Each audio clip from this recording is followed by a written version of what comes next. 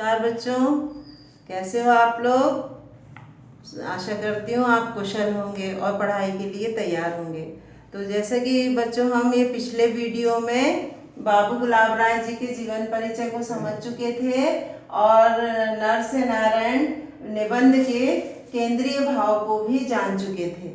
ठीक है, तो अब हम नर से नारायण निबंध को के बारे में जानने का प्रयास करते हैं।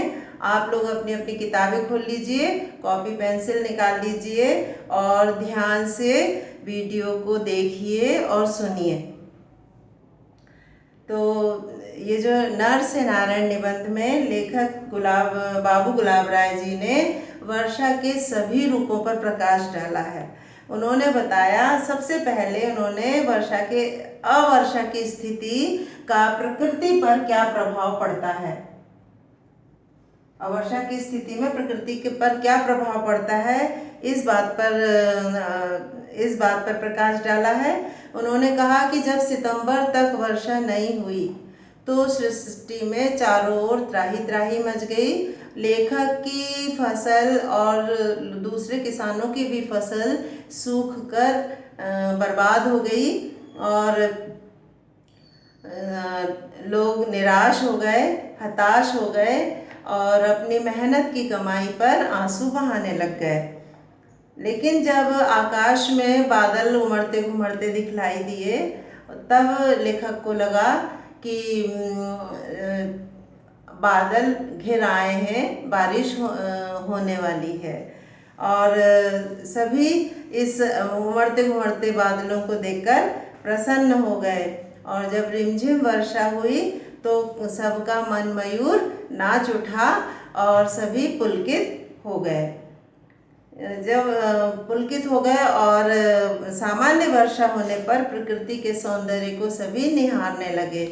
प्रकृति चारों ओर हरी भरी हो गई, साफ सुथरी हो गई, सड़कें स्निग्ध हो गई और जगह जगह पानी भर गया और बच्चे भी भरे हुए पानी में कागज की नाव तैराने लगे, तैराकर खुश होने लगे। और इस जो लेखक था वह भी बड़ा खुश हुआ और लेखक प्रोफेसर थे तो इस खुशी में वो कॉलेज गए। कॉलेज से लौटते समय प्रकृति को निहारते हुए आए और घर आकर के बड़ी स्फूर्ति को उन्होंने महसूस किया और लेखन कार्य में जुट गए। बीच बीच में वो उठ जाते थे और घर के पीछे बाहर चारों तरफ की प्रकृति को निहार कर खुश होते थे और जल, वरुण रस और आनंद रस का अनुभव प्राप्त करते थे। धीरे धीरे जो कहते ना, सिमटी सिमटी जल भर रही तालाबा, तो इसी प्रकार धीरे धीरे वर्षा का जल भी धीरे धीरे तालाब का रूप ले चुका और घर के चारों तरफ पानी भर गया। और थोड़ी देर बाद घर के सेलरों के रोशनदान से पानी झरने के रूप में, नायग्रा फॉल के रूप में गिरने लगा। और धीरे धीरे फिर मकान के चारों तरफ पानी ही पानी भर गया। और पानी इसलिए भी भर गया क्योंकि लेखक ने पहले से आपातकालीन स्थिति का कोई प्रबंध नहीं किया था। क्योंकि लेखक अपने आप को अनंत का उपासक मानता था और वह जो था देश और राज्य की सीमाओं को बनाना शुद्र समझता था। तो इसलिए उसने अपने मकान के चारों ओर बाउंड्री वॉल भी नहीं बना रखी थी। तो इस कारण से उसे काफ़ी परेशानी झेलनी पड़ी। तहखानों के जो रोशनदान थे वो कभी बड़े अपने दोस्तों को गर्व से बताता था कि इससे बड़ी प्यारी फ्रेश ताज़ी हवा मिलती है और काफ़ी अच्छा प्रकाश मिलता है और मुझे लेखन कार्य में बहुत सुविधा होती है। लेकिन अब तो ये स्थिति थी कि वो घर फूंक तमाशा देखना चाहता तो भी नामुमकिन था। यदि लेखक घर फूंक तमाशा देखना चाहता तो उसके लिए नामुमकिन था। ये घर फूंक तमाशा देखना एक मुहावरा है। ठीक है, और यहाँ सिमटी सिमटी जल भरई तलावा, ये उक्ति का प्रयोग किया है। तो लेखक ने अपने निबंध में जगह जगह उक्तियों का प्रयोग, मुहावरों का प्रयोग किया है। साथ में व्यंग को भी अवसर दिया है। उसने स्वयं पर व्यंग किया कि मैं अनंत का उपासक था, इसलिए मैंने अपने सीमाओं को बनाना शुद्र समझता था और अपने मकान के आसपास मैंने कोई बाउंड्री वॉल भी नहीं बना रखी थी। ठीक है, तो पानी धीरे धीरे बढ़ता गया, घर के आसपास पानी भर गया और घर में भी पानी भरने लगा। तब लेखक के पड़ोसी जो बनर्जी साहब थे, उन्होंने अपनी दिव्य दृष्टि से लेखक के भविष्य को देख लिया और उन्हें अपने घर को डिस्पोजल मानकर आने के लिए आमंत्रित कर दिया। लेखक भी जब मजबूर हो गया, जब लेखक के घर की फर्श धसक गई, जमीन धसक गई, लेखक की जो महिषी थी अर्थात भैंस थी, वह भी पानी में डूबने लगी, उसका छप्पर भी पूरा टूट फूट कर तहस नहस हो गया। तब लेखक मजबूर होकर पड़ोसी के घर में, उसने बनर्जी साहब के घर में शरण ली। और जब दूसरे दिन उसने सुबह उठकर देखा तो चारों ओर जल प्लावन का दृश्य देखा, तो उसे कामायनी का मनु याद आ गया।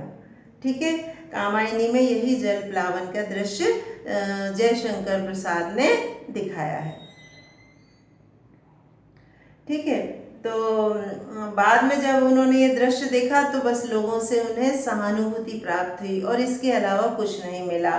फिर क्या करते, लेखक स्वयं को जल से घिरा जानकर नर से नारायण समझने लगे। क्यों?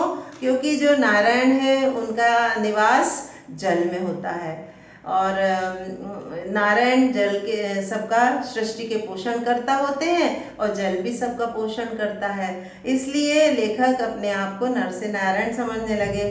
लेकिन तीसरे चौथे दिन उन्होंने भगीरथ प्रयास किया, मतलब भगीरथ प्रयास करके जल बाधा को दूर करने का प्रयत्न किया, लेकिन असफल रहे। और चौथे दिन उन्होंने टिटहरी प्रयत्न किए। टिटहरी प्रयत्न महाभारत काल की कथा बताई है कि महाभारत काल में एक टिटहरी ने अपनी चोंच से समुद्र के जल को उलीचने का प्रयत्न किया था, साहस किया था। वही प्रयत्न लेखक ने भी किया, लेकिन वे असफल रहे। चौथे दिन उन्होंने अपने घर के आसपास की संदेह रोकने के लिए चारों ओर मिट्टी डलवाई। पांचवें दिन और छठवें दिन उन्होंने पानी को फिर उलीचा। तो पांचवें छठवें दिन जो पानी है वो कुछ धरती ने पी लिया और कुछ कुओं ने पी लिया। इस तरह उनकी एक सप्ताह में जल बाधा मिटी। लेखक का कहना है, मेरे घर का तो यह हाल था, ऐसे ही आसपास के घरों का हाल भी ठीक नहीं था। लगभग उनका भी यही हाल था। एक घर में तो 5-7 लोग दबकर मर गए थे। ठीक है, और फिर बाढ़ पीड़ितों की भी लोगों ने काफ़ी अन्न से, वस्त्र आदि से मदद की गई और स्कूलों आदि में उनको ठहराया गया। अब लेखक कहते हैं कि अपने घर की उन दिनों की जब मैं याद करता हूँ तो सिर्फ हंस सकता हूँ, पर उन दिनों तो जो उनका हास्य रस था वह भी करुण रस में बदल गया था। तो लेखक अंत में कहते हैं कि ईश्वर उस वरुण रस की पुनरावृत्ति फिर से न कराए। ठीक है, तो बच्चों, ये मैंने अंत में ये कहते हुए लेखक पुनः यह कहना चाहता है कि जो वर्षा है उसकी उपयोगिता वरदान तुल्य है। उसके अनेक रूप हैं, उससे लाभ भी है, हानि भी है, लेकिन ये धरती के लिए, सृष्टि के लिए वरदान तुल्य है। जल से ही जीवन है और वही जीवन का विकास करता है। ठीक है, तो आपको निबंध अच्छे से समझ में आ गया होगा बच्चों। मैं अब इस अध्याय के जो प्रश्न उत्तर हैं और जो इनकी भाषा अध्ययन है वह मैं आपको उनके नोट्स में आपको फोटो द्वारा प्रदान कर दूंगी। ठीक है, तो आप इसे बार बार पढ़िए, बार बार सुनिए, और मैं समझती हूँ आपके पास किसी भी प्रकार की जिज्ञासा या दुविधा नहीं रहेगी। आप सदा सदा के लिए इस निबंध को समझ जाएंगे, अपने जहन में याद कर लेंगे। Thank you.